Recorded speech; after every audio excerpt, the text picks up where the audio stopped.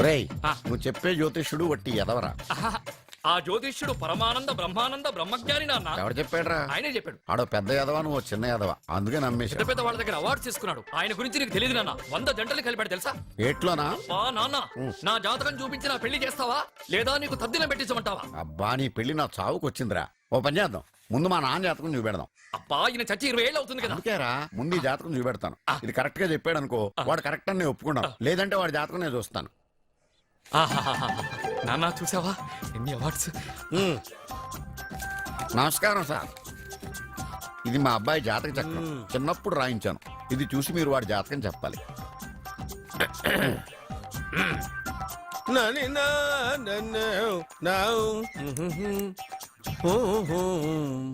మీ వాడు పెద్ద పెద్ద చదువులు చదువుతాడండి. నేను అప్పుడే చెప్పాను కదా. కరెక్ట్. మీ వాడికి పెళ్లిడు వచ్చిందండి. నేను అప్పుడే చెప్పాను కదరా.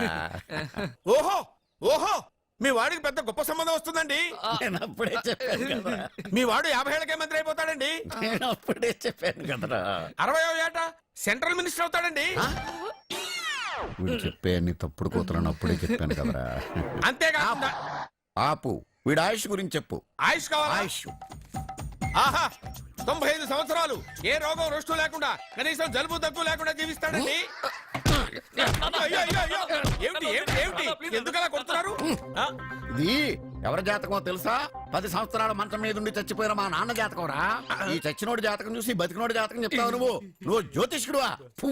డూప్లికేట్ ఫోటోలు నువ్వు. ఏమండి జ్యోతిష్యం అన్న తర్వాత అలాంటివి ఇలాంటివి జరుగుతూనే ఉంటాయి.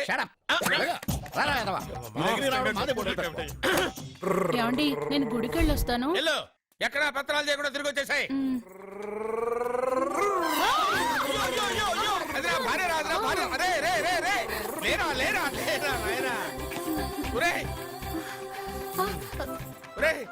పని మీద వెళ్ళేవాడిని చూశాను గానీ పని కట్టుకుని మా ఆవిడ తగిలేవాడిని నిన్నే చూశాను రా. ఏదో పిల్లలకు భోజనం తీసుకెళ్లే తొందరలో తగిలాను. అలాగే వెళ్ళు. ఏయ్ నువ్వెక్కడికే? వెళ్ళు నువ్వు వెళ్ళు వెళ్ళు. అదే పంపిస్తాను వెళ్ళు.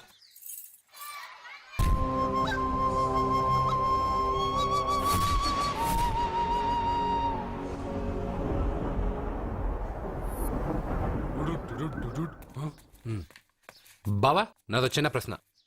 వద్దంటే వదిలేస్తాను. అడగరా, అడుగు అడుగు. మూగోడు నీళ్ళు కావాలంటే ఎలా అడుగుతాడు?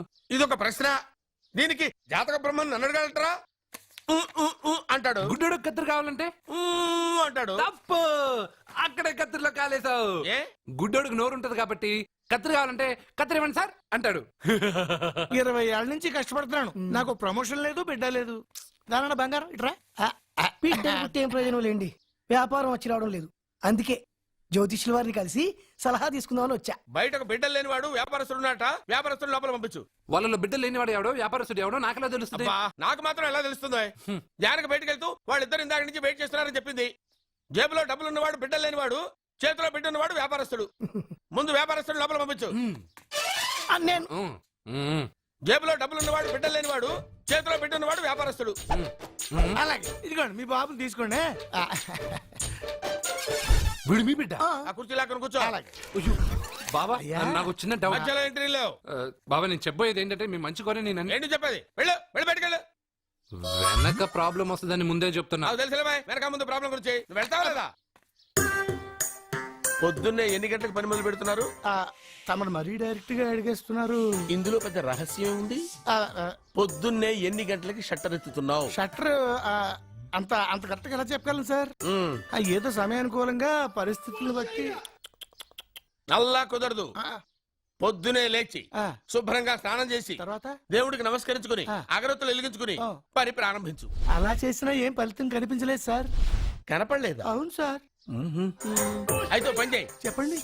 ఓ మంచి రోజు చూసి లీజుకి ఇచ్చేయి. లీజుకా? సంవత్సరం తర్వాత డెవలప్మెంట్ చూడు. ఎవరికైనా లీజుకి ఇవ్వాలా? ఫీజులు తీస్తాయేమనుకున్నావో, జాగ్రత్తగా ఉండు. షాప్ లీజుకి ఇమ్మంటే ఫీజు పీకేస్తానంటాడేమిటి? మీరేలండి బాబు, నేను ఇవ్వండి. ఎంత మంచిడు అయ్యా, నేను చూసుకుంటాను. Thank you. పెద్ద పెద్దోళ్ళు జ్యోతిష్యం చూసిండు, నా జాతకం మారుంది. నమస్కారం అండి. పెళ్ళై ఎన్నాళ్ళైంది? 5 ఏళ్ళైందండి. మీ ఆవిడని ఎవరైనా జ్యోతిష్యుడికి చూపించావా? ఆవిడ ఎందుకండి జ్యోతిష్యుడు చూపించడం? ఓహో, ప్రాబ్లం అంతా నీలోనే ఉందన్నమాట. అవునండి, పొద్దుటి నుంచి రాత్రి వరకు గ్యాప్ లేకుండా కష్టపడుతున్నాను, అయినా ఫలితం లేదండి. ఆ? మీరెందుకు సార్ అంత షాక్ అయ్యారు? మార్నింగ్ 7 o'clock నుంచి గ్యాప్ లేకుండానా? యా. అంటే రెస్టే లేదా? ఆఫ్ కోర్స్ ఆదివారం కూడా రెస్ట్ లేదు సార్. అంటే 1 week అంతా ఆ. 7 days. వారానికి 7 రోజులు, ఆ. నెలకు 30 రోజులు, ఆ. సంవత్సరానికి 365 రోజులు. ఛీ, నువ్వు ఒక మనిషివా? పిల్లలు లేకపోతే 365 రోజులు భార్యని హింసిస్తావా? నాకు పిల్లలు లేరని ఎవరు చెప్పారు? నువ్వు అందుకేగా ఇక్కడికి వచ్చింది. ఓయ్! నేను వచ్చింది నా వ్యాపారం జరగట్లేదని. ఇందాక వచ్చినప్పుడు పిల్లలు లేరని వచ్చాడు. వాడికి చెప్పాల్సింది నాకు చెప్పి, నాకు చెప్పాల్సింది వాడికి చెప్పి నా భార్యను అవమానిస్తావా? అమ్మా అమ్మా అమ్మా, కొడితే కొట్టాడులే, సెట్ చేసి వెళ్ళాడు.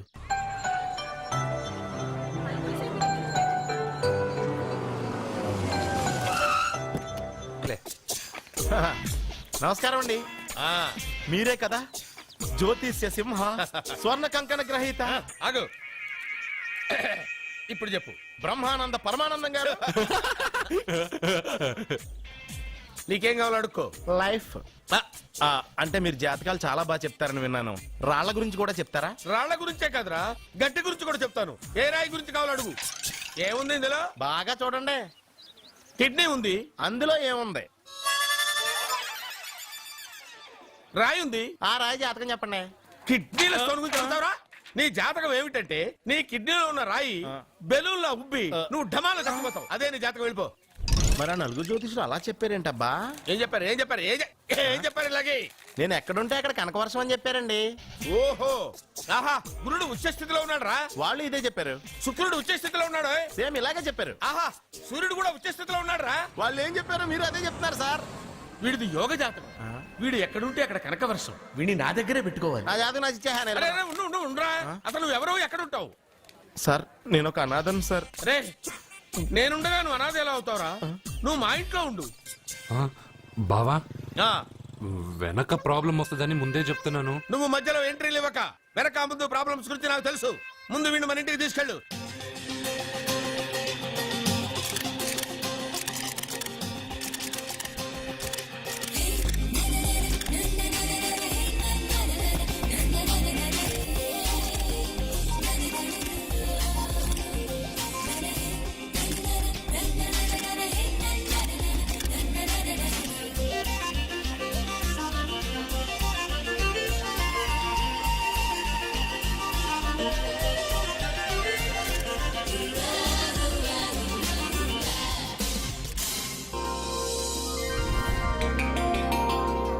అబ్బా, అబ్బా, అబ్బా. మా పాప ముందు సినిమా హీరోయిన్ అందరూ డబ్బా. మా పాప మీ నగలేసుకుంది కాబట్టి అవన్నీ దగదగా దగదగా అని మెరిసిపోతున్నాయి. వెళ్ళరా బయటికి, వెళ్ళరా బయటికి. తప్పేమన్నా నాన్న పెద్ద బాబు? తప్పు నీది కాదరా. ఈ ఫోటోలన్నీ నీ ముందు పెట్టాను చూడు, మాదే తప్పు. వెళ్ళు. వాడిని ఎందుకండి తరిమేస్తున్నారు? దిష్టి, దిష్టి.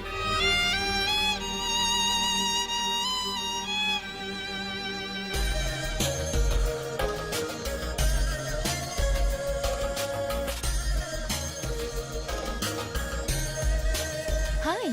హలో.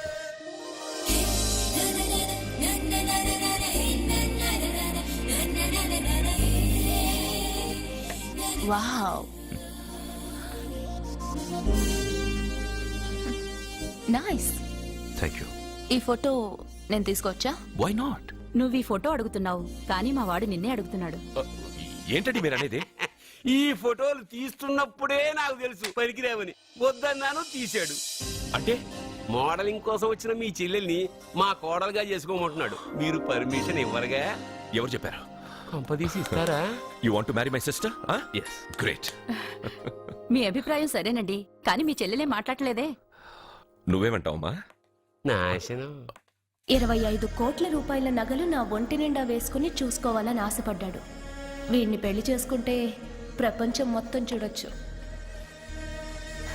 రారా, ఆ అమ్మాయి వాకౌట్ చూస్తేనే అర్థమైపోయిందిగా నువ్వు నాకౌట్ అని. వాళ్ళు గెటౌట్ అనక ముందే మనం గేట్ అవుట్ అయిపోదాం పద.